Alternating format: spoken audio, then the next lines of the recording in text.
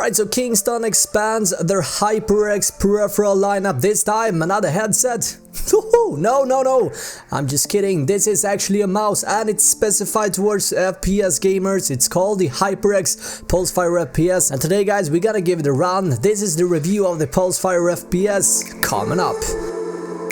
Welcome back my friends, Robin here on Chips Media, bringing you the best tips and tools for gaming. On this channel you'll find PC components, tech gadgets and console accessories, as well as product reviews. If you're interested in that at all, consider subscribing. Now in this video we're gonna take a look at the PulseFire FPS. Could it be the best budget FPS mouse of 2018? Let's find out. Let's do a little bit of history first. So HyperX is the performance product division of Kingston Technology, the world's largest independent memory manufacturer. It started in 2002. HyperX began with one line of high performance memory and had grown over the years to encompass multiple product lines of memory modules, solid state drives, USB flash drives, headsets, mouse pads, and now even mice. Now what's so special about this one? Well, the PulseFire FPS features a dedicated DPI button with 4 DPI presets to fit any playstyle, the ergonomic lightweight design which allows for longer sessions without getting tired.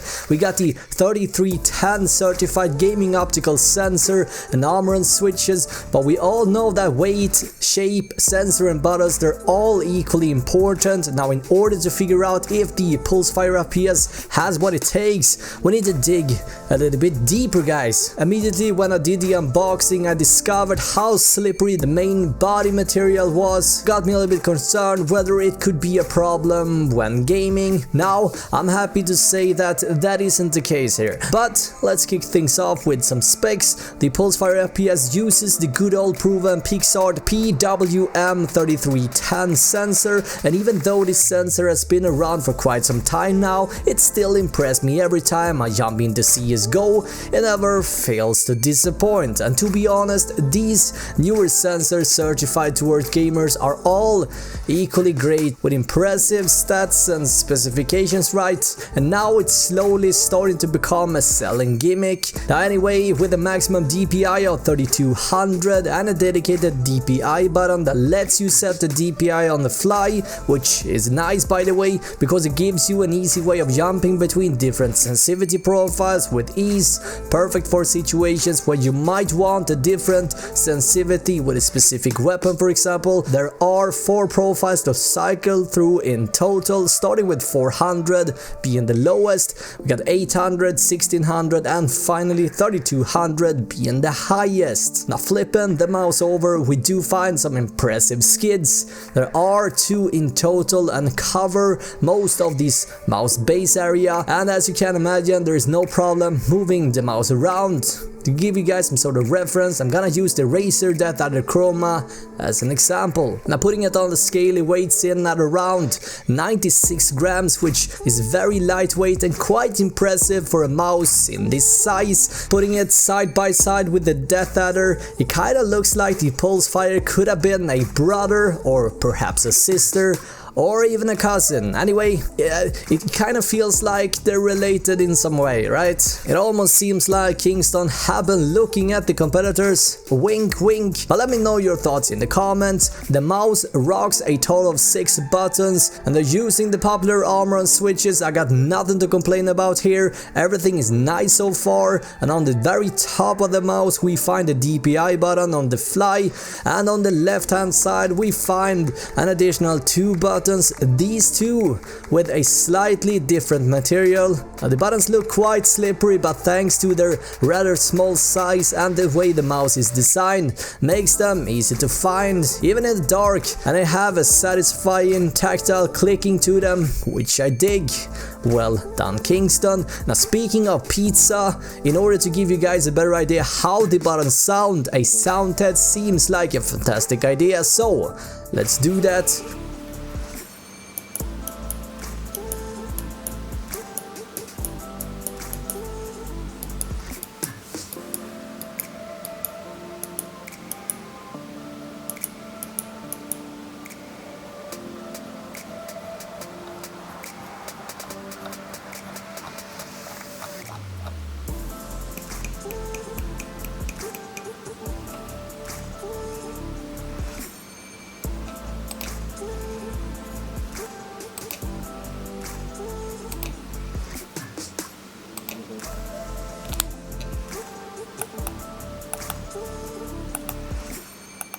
Now as far as design goes, I like the way they place these side buttons where you never have the trouble of reaching them even if you have smaller hands. And yeah, I also like the decisions with only curving the main buttons just so much. It gives your fingers a relaxed positioning, and the slippery plastic I first thought was gonna be an issue turned out to be the complete opposite. Thanks to the matte finish, it minimized the risk of stickiness, even though the plastic does feel a bit plastic. In the end of the day, is far from a deal breaker. Because of the way the mouse is designed, with the bottom slope being quite steep and the hump being placed so off in the middle, makes the mouse quite hard to handle if you got smaller hands, especially if you prefer a fingertip grip. Now my biggest concern isn't the hump being placed in the middle, because Razer's Death Adder looks almost the same in form. It's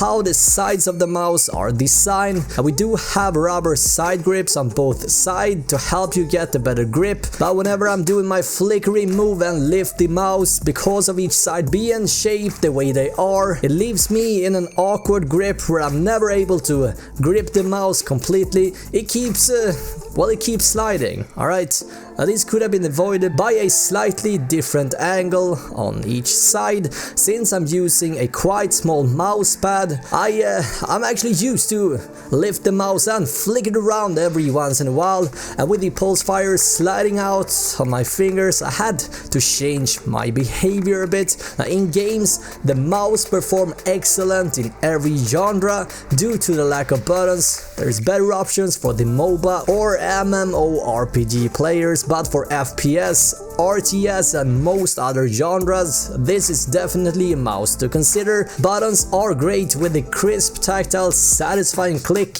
and on-the-fly DPI button does a great job of adjusting the sensitivity whenever you feel the need to. By the way, there is no software that comes with this mouse, which is a little bit odd.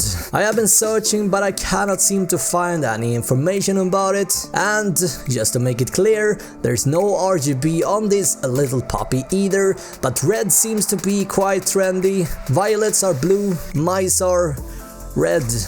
Whatever. My only complaint really is the shape and how the sides are angled. It constantly slides between my fingers whenever I pick it up from the ground. For me, I had a hard time getting used to it, coming from the Razer Death Adder. Don't get me wrong, it's far from a deal breaker, but if you got smaller hands or have a smaller mouse pad, it's worth mentioning. Anyway, in the end of the day, I think Kingston have done a great job here, and I cannot wait to see what they've got next for us. For an asking price of $50 US, it's definitely justified, and they're placing the PulseFire FPS right next to the Death Adder. Anyway, I'm happy to finally see another mouse to compete in this segment, because competition is pretty damn awesome. Hey guys, are you like me, sitting with a mouse pad size small when you wish you had a bigger one but you refuse to buy a new one? Let me know in the comments. Now on this channel I cover a variety of gaming related peripherals, tech, console and PC components such as headsets, headphones, mics, monitors and so on. Recently I listed the best budget gaming mice as well as the best mechanical gaming keyboards. Link to those videos can be found down below. With that said, who am I to talk about this? Well, first off, I've been a gamer since I can remember. I'm a tech yankee and I also worked in the gaming peripheral scene in the past.